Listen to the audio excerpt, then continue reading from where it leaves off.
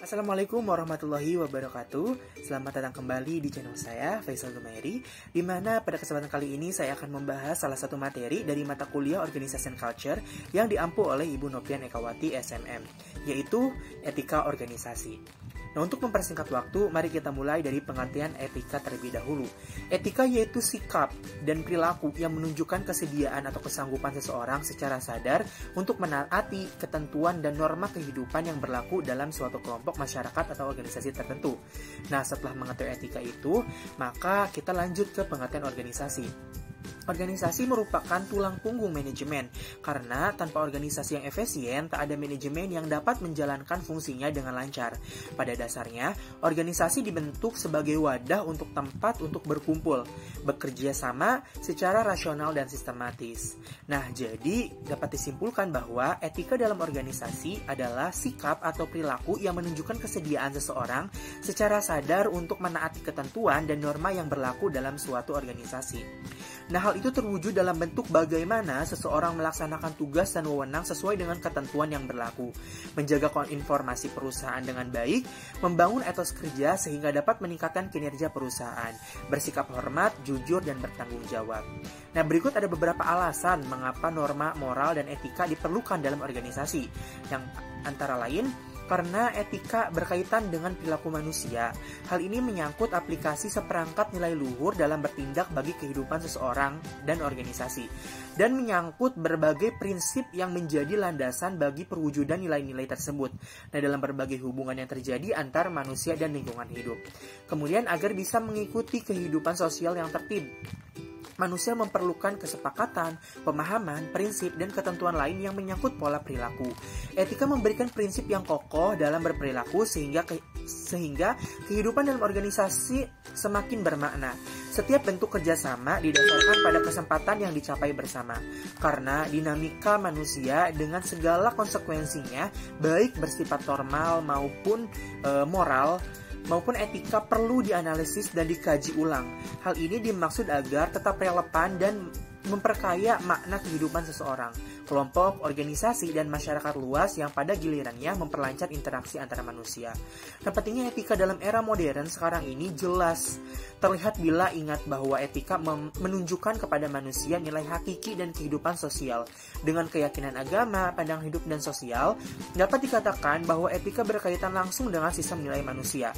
Etika mendorong tumbuhnya naluri moralitas, nilai-nilai hidup yang hakiki, dan memberikan inspirasi kepada manusia untuk secara bersama-sama menemukan dan menerapkan nilai tersebut bagi kesejahteraan dan kedamaian umat manusia. Menurut Sondang Sianaga pada tahun 1996. Nah, selanjutnya, masalah etika dalam organisasi. Masalah etika selalu muncul dalam situasi yang melibatkan orang lain, tetapi pada umumnya organisasi lebih sering menyoroti masalah etika dibandingkan dengan pihak-pihak lainnya. Masalah etika yang terjadi dalam suatu organisasi berkaitan erat dengan praktek-praktek organisasi di tempat kerja. Nah, praktek-praktek tersebut terbagi menjadi 3 aspek. Yang pertama adalah rasa hormat, yang kedua martabat, dan yang ketiga adalah kebiasaan perorangan. Masalah yang timbul dalam aspek ini berhubungan dengan cara berorganisasi dalam memperlakukan anggotanya. Dari sudut pandang sebagian besar anggota organisasi, kepentingan organisasi harus didahulukan dan kepentingan anggota dijadikan yang paling terakhir. Dengan begitu, secara tidak langsung organisasi menuntut loyalitas dari para anggotanya. Nah, aspek yang kedua yang menyangkut kebijakan dan perilaku tiap anggota dalam organisasi. Masalah dalam aspek ini berkaitan tentang etika kepegawaian, pemberian gaji, kenaikan pangkat, kedisiplinan, dan pemberhentian anggota organisasi. Yang terakhir atau yang ketiga yaitu aspek keleluasaan atau privacy dan mengarah terhadap keputusan pribadi, perjanjian eksplisit dan implisit yang terjadi antara pegawai dengan organisasi yang memperkerjakan mereka, memberi peluang kepada organisasi untuk memperhatikan faktor-faktor yang secara langsung dapat mempengaruhi prestasi kerja pegawai dan organisasi tersebut. Nah, seiring dengan berjalannya waktu, etika terbagi menjadi beberapa cabang yang lebih spesifik. Salah satunya adalah etika yang mengatur mengenai profesi. Menurut Bambang, sosiolog dari Universitas Tarumanegara, etika profesi adalah aturan yang dirancang untuk menjalankan suatu profesi secara profesional. Dalam setiap profesi pasti terdapat etika yang harus dipegang teguh oleh tiap perilaku atau pengemban profesi tersebut agar pelaksanaan dan penerapan dari etika profesi tersebut tidak kabur atau ambigu. Beberapa instansi mulai membuat aturan secara tertulis mengenai etika tersebut. Institusi-institusi ini sebagian besar merupakan institusi pemerintah dan hukum. Walaupun secara tertulis, namun pelanggaran etika profesi dalam suatu organisasi atau instansi sangat sering terjadi di Indonesia. Pelanggaran etika profesi yang paling menonjol seringkali terjadi pada lembaga pemerintahan. Salah satu kasus yang tengah disoroti oleh masyarakat dan institusi hukum saat ini yaitu kasus mengenai pelanggaran dalam dunia perpajakan. Nah, kasus ini dimulai saat mantan Bareskrim Susno Zuazi yang menyatakan bahwa dalam Badan Direktorat Jenderal Pajak atau Ditjen Pajak terdapat maklar kasus. Maklar kasus tersebut membantu para wajib pajak badan atau pengusaha kena pajak yang berkewajiban untuk membayar pajak untuk mengurangi jumlah pajak yang seharusnya disoroti ke pegawai kantor pajak. Nah, untuk membuktikan kebenaran dari pernyataan Susno, polisi mulai melakukan penyelidikan. Penyelidikan diawali dengan mengawasi dan memeriksa rekening-rekening yang dimiliki oleh para petugas yang bekerja di kantor pajak. Nah, pada saat memeriksa rekening salah satu staf Ditjen Pajak bernama Gayus Tambunan, teman-teman tentunya sudah tahu, polisi mulai mencium adanya ketidakberesan pada rekening Gayus. Polisi menemukan beberapa transaksi dalam jumlah yang fantastis. Dikatakan fantastis karena transaksi tersebut berjumlah miliaran rupiah. Jika Gayus Tambunan menempati posisi yang cukup tinggi di kantor Ditjen Pajak, hal ini mungkin masih bisa dikatakan wajar. Tetapi pada saat itu Gayus adalah staf golongan 3 yang mendapatkan gaji hanya beberapa juta rupiah saja tiap bulannya, sehingga secara logis tidak mungkin memiliki sejumlah uang miliaran rupiah. Karena hanya berdasarkan logika saja, bukti tersebut dinilai kurang kuat di mata hukum. Maka dari itu, polisi melanjutkan penyelidikan dan memfokuskan pada Gayus Tambunan. Nah, selain penyelidikan transaksi yang terjadi di rekeningnya, polisi juga mulai menelusuri harta kekayaan yang dimiliki oleh Gayus. Setelah ditelusuri, terungkap bahwa ternyata Gayus Tambunan memiliki sejumlah rumah mewah yang berlokasi di daerah Kelapa Gading yang tergolong kawasan elit di Jakarta. Tidak hanya itu, polisi juga menemukan fakta bahwasannya rekening istri dan anak Gayus juga terdapat uang dengan jumlah miliaran rupiah yang ternyata berasal dari rekening Gayus. Nah, kemudian penyelidikan juga mengarah pada berbagai kasus yang ditangani Gayus selama bekerja di kantor Ditjen Pajak. Saat menjabat sebagai penelaah keberatan, Ditjen Pajak mencatat bahwa Gayus menangani 17 proses banding dari seluruh keberatan tersebut. 15 keberatan ditolak oleh Ditjen Pajak. Kemudian pada saat menjabat sebagai penelaah banding, Gayus menangani 51 permohonan banding wajib pajak yang diajukan ke pengadilan pajak. Yang sangat mengherankan adalah dari seluruh permohonan banding yang ditangani oleh Gayus, dalam 40 permohonan Ditjen Pajak kalah di pengadilan pajak. Hal ini menyebabkan wajib pajak badan yang menang di pengadilan pajak tidak terbukti bersalah dan karenanya berhak untuk membayar denda dan pajak yang kurang dibayar kepada kantor pajak.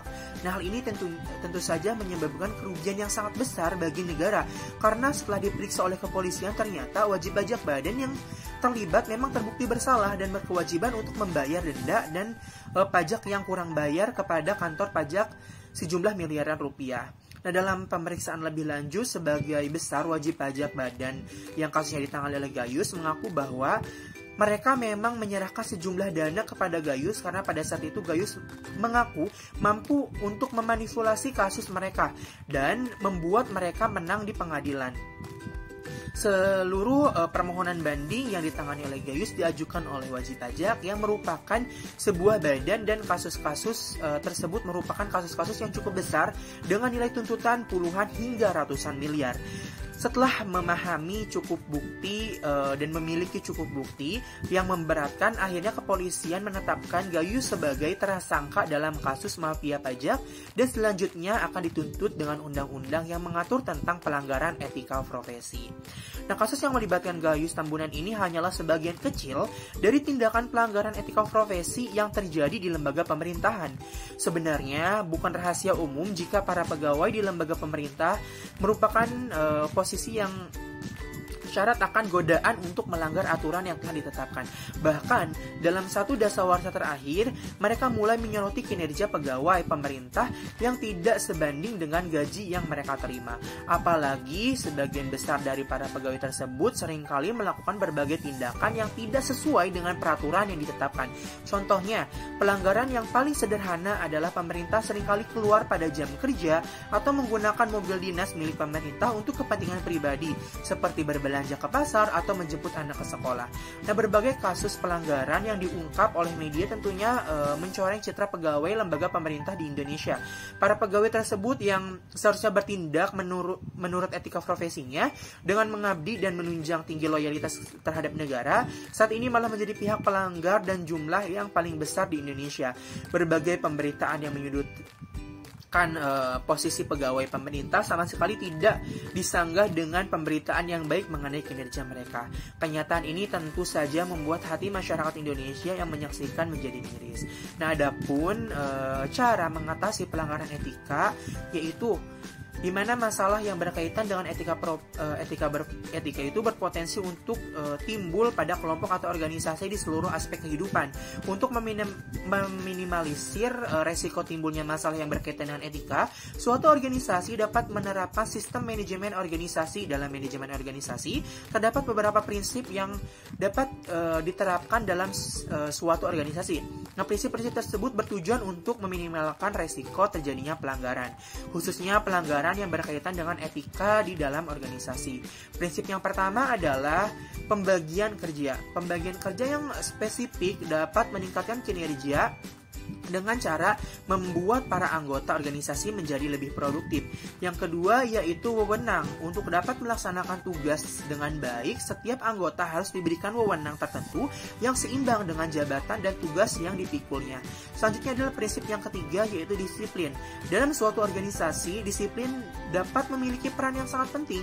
Para pegawai harus memenuhi dan menghormati peraturan yang mengatur organisasi. Prinsip yang keempat adalah kesatuan perintah. Dalam sebuah organisasi tentunya terdapat hierarki atau susunan kepemimpinan. Setiap kepala dalam suatu bagian memiliki anggota dan anak bawah yang berada di bawah tanggung jawabnya. Prinsip selanjutnya yaitu koordinasi. Seseorang pemimpin dalam organisasi dituntut untuk sanggup menyelaraskan aktivitas organisasi untuk mencapai tujuan organisasi. Koordinasi yang baik akan memudahkan anggota organisasi untuk melaksanakan tugasnya dengan baik dan mematuhi etika profesi. Kemudian yang prinsip yang terakhir adalah kesetiakawanan kelompok. Setiap kelompok atau organisasi dapat mencapai tujuan jika disertai dengan kekompakan yang terjalin antar anggota kelompok. Nah, apabila keenam prinsip yang telah dijelaskan sebelumnya ini telah diterapkan dan dilaksanakan dengan baik dalam organisasi, maka resiko pelanggaran etika yang mungkin terjadi dalam organisasi tersebut akan berhasil diminimalisirkan. Dengan demikian, organisasi tersebut akan menjadi organisasi yang kuat, berkembang, dan solid. Nah, sekian pemaparan materi dari saya. Kurang lebihnya mohon maaf. Apabila ada saran, kritik, atau komentar, bisa langsung ditulis di kolom komentar. Terima kasih. Wassalamualaikum warahmatullahi wabarakatuh.